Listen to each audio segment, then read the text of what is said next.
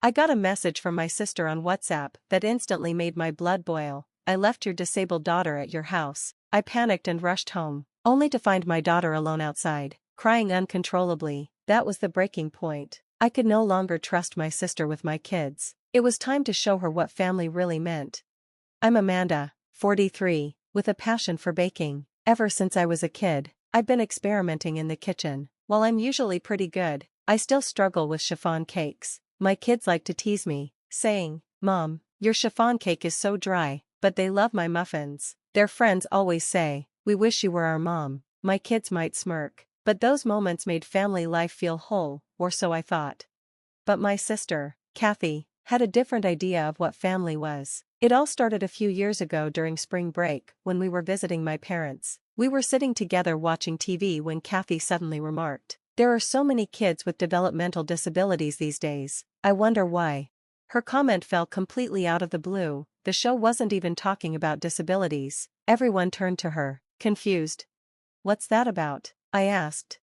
"A colleague's child was diagnosed with a developmental disability," Kathy explained. "Kids who are restless or struggle in school might fall into that category. Honestly, I think Sarah might have one too." Sarah is Kathy's daughter. As far as I could tell, she seemed perfectly fine. "Why would you say that?" I asked, keeping my calm. "Well, compared to Ken, she's not as bright. Her language skills are behind, and it's like she has a poor memory," Kathy went on. My husband, Mike, my mom, and I exchanged uncomfortable looks. Nothing about Sarah seemed off, but Kathy was fixated. "You don't understand, Amanda," Kathy said, her voice edged with frustration. "I've been researching developmental disabilities. I know what I'm talking about." At the time, we figured Kathy would go see a doctor about it, but by the summer, her attitude changed. I was right. Sarah does have a developmental disability, Kathy proudly declared at another family gathering, as if she had discovered some groundbreaking truth. "Did you take her to a doctor?" Mom asked, genuinely concerned. "No need for that. I have proof," Kathy said with a smug grin. "Proof?" Mom frowned. "Stop acting like she's a criminal." Kathy pressed on. "Sarah starts school next year and still can't write the alphabet. She's in kindergarten. That's totally normal," I responded. "Even my daughter struggles with some letters." "Well, that's because your daughter takes after you," Kathy retorted with a condescending smile. Tim, her husband, added, "Maybe your daughter has a developmental disability too. Like mother, like daughter." I felt my blood pressure rising but tried to hold my temper. "Kids develop at their own pace. No need to rush," I said firmly. But Kathy wouldn't stop. "Ken could write the alphabet years ago," she argued, comparing Sarah to her older, brilliant son. "Ken is 3 years older," I countered. "You can't compare them." Tim scoffed. "From a medical perspective, Sarah clearly has a developmental disability." I stared at him, bewildered. "Medical perspective? Tim, you're not a doctor." Kathy and Tim seemed convinced that Sarah had a problem just because she didn't measure up to Ken's extraordinary standards. It wasn't just frustrating, it was heartbreaking. I had always prided myself on being well-educated, having graduated from a national university, but Tim, who failed his entrance exam and ended up in a private university by default, now ran a supermarket and constantly boasted about his intelligence, as if his siblings' achievements were his own. Later, Mike suggested, "Maybe Sarah should see a professional for an evaluation." "I've already consulted professionals," Kathy responded quickly. "Professionals?" Mike raised an eyebrow. "I've watched health programs on TV," Kathy replied matter-of-factly. "Their observations match Sarah's symptoms exactly, so it must be right." We all sighed in exasperation. Tim piped in, "Yes, those shows are very informative. A colleague of mine saw one, took their child to the doctor, and the diagnosis matched perfectly." Mom had finally had enough. "TV is not a substitute for real medical advice. If you're truly worried, take Sarah to a doctor. Stay out of our parenting," Kathy snapped. With that, she stormed off, dragging Tim and Ken with her, leaving Sarah behind. Mom sighed. If they're going to act so superior, the least they could do is take proper care of Sarah. Meanwhile, Sarah was happily playing with my daughter, though I noticed her smile flicker for a moment, replaced by a brief look of sadness. She must have realized her family had abandoned her. That broken smile shattered my heart. Sarah didn't deserve to carry the weight of our adult failures. I was more sure than ever that Sarah didn't have a developmental disability, she was simply a victim of neglect and favoritism. Later, Kathy and Tim returned home in high spirits, with shopping bags in hand. Mom's face darkened. "Do you often leave Sarah behind when you go out shopping?" Mom asked. "It's just leaving her at home. What's the problem?" Kathy shrugged, uninterested. "The problem is you never leave Ken behind." "Why treat Sarah differently?" Mom pressed. "She doesn't listen, so we're teaching her discipline," Kathy claimed. "Discipline is one thing, but abandoning her is cruel," Mom replied. Tim jumped in defensively. "We give her good food and a good education. Why do you keep criticizing us?" "That's the bare minimum," I said sharply. "You act like you're doing her a favor." "This is a family matter. Stay out of it." "Amanda," Tim snapped. "Sarah is my family too," I shot back, "and as long as she's being mistreated, I'm not staying silent." My words clearly struck a nerve. Kathy and Tim avoided making eye contact, but their silence said it all. "If you think Sarah has a developmental disability, leaving her alone is even more irresponsible," Mike added. "That's why we're teaching her to stay home alone," Kathy said, slamming her hand on the table in frustration. The argument dragged on for hours. Eventually, Kathy and Tim cut their visit short, leaving early. Their favoritism toward Ken was painfully clear at mealtime. If Ken's favorite shrimp was served, Kathy and Tim would heap extra portions on his plate, even taking from Sarah's share.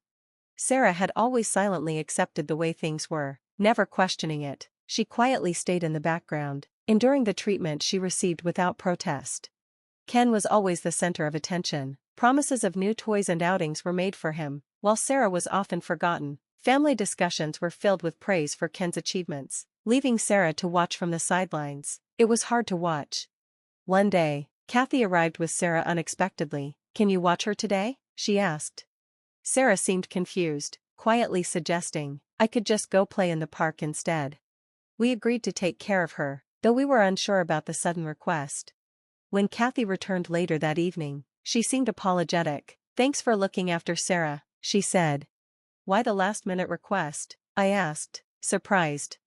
"Oh, Ken had some friends over. Their mothers are doctors and lawyers. It would have been awkward with Sarah around," Kathy explained. I was taken aback. "You're ashamed of your own daughter?" "She just doesn't fit in with them. What can I do?" Kathy replied nonchalantly, brushing it off as a joke. "That's no excuse," I said firmly. "She's your daughter, disability or not. You should support her, not criticize her." Kathy's smile faded. "You've only raised one child, don't lecture me," she snapped, grabbing Sarah by the arm and leaving. This behavior became a frequent occurrence. Kathy and Tim would leave Sarah with us for extended periods, while they took Ken on exciting trips. They would return late without offering any apologies, acting as though nothing had happened. It only fueled my determination to step in. Sarah deserved better. One day, my frustration boiled over, and I confronted them. "I told you to call before showing up, didn't I?" "Oh, don't be so picky," Kathy dismissed me. "We're just here to pick her up, aren't we?" "That's not the point," I retorted. "You can't just drop her off without any notice."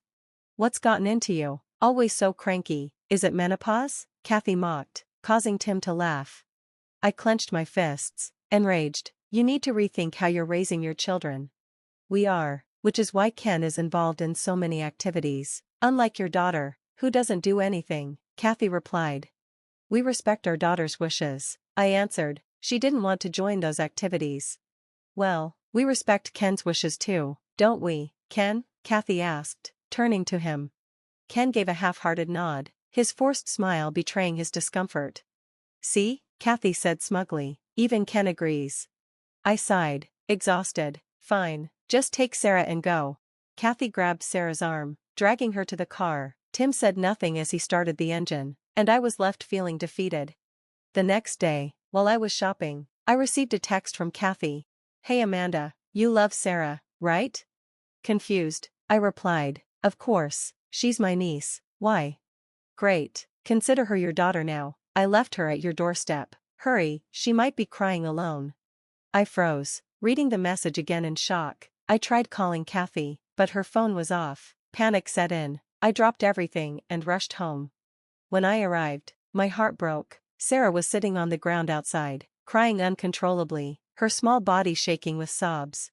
"Sarah," I rushed to her. Pulling her into a tight hug, she clung to me, her tears soaking my shoulder. "It's okay, sweetheart, I'm here." The truth was clear, Kathy had abandoned her. My calls to Kathy and Tim went unanswered, they had intentionally cut off contact.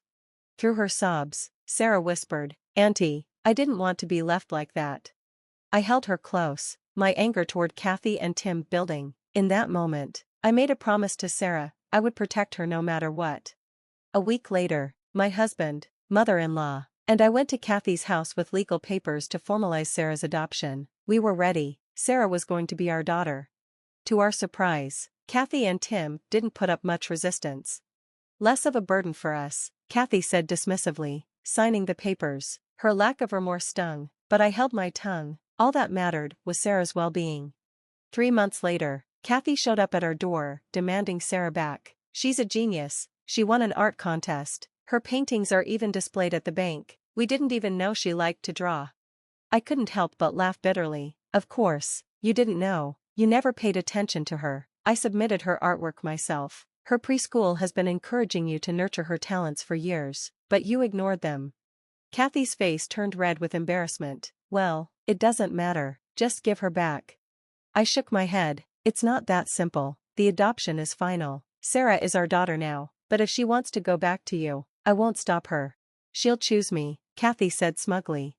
I called Sarah into the room. When she saw Kathy, she hesitated before clinging to me. "Mama," she whispered, a name she had started calling me as well as Auntie. Kathy reached for her, but Ken stepped protectively in front of his mother. "Ken, what are you doing here? Don't you have lessons?" Kathy snapped. Ken's voice quivered as he replied, "I don't want to go to lessons anymore. I hate them. I hate everything you make me do." Kathy tried to scold him, but I stopped her. "Don't you see? Your children don't want the things you're forcing on them. You've been so focused on appearances and success that you've forgotten about their happiness." Kathy stood silently, stunned. "Just go home," I said firmly. "You've lost the right to call yourself their mother." In the years that followed, our family grew stronger. Sarah, Ken, and our daughter formed an unbreakable bond. Ken moved in with my mother, and Sarah thrived in our home, pursuing her passion for art. Though there were challenges along the way, every step was worth it. Our home, filled with love, laughter, and the joy of watching the kids grow into their own unique selves, was a place of peace. Kathy and Tim, on the other hand, became more isolated, burdened by the consequences of their selfishness. Our lives may not have been perfect, but they were filled with the one thing that truly mattered: family.